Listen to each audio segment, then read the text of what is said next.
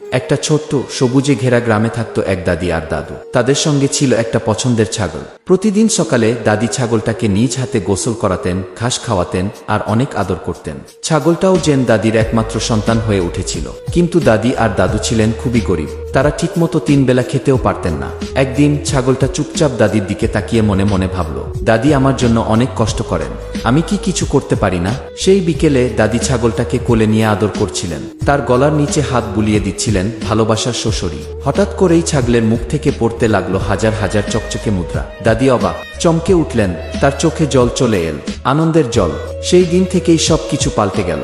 দাদি আর দাদু 3 বেলা ভালো মন্দ খেতে পারতেন, আর ছাগলটা সে হয়ে উঠল তাদের পরিবারের সবচেয়ে দামি সদস্য। আরো বেশি যত্ন, আরো বেশি আদর, কারণ ভালোবাসা কখনো খালি যায় না, সে একদিন না একদিন ফিরে আসে। ঠিক এমনভাবেই যারা যারা এখন পর্যন্ত আমার চ্যানেলটি সাবস্ক্রাইব করেননি অবশ্যই সাবস্ক্রাইব করবেন।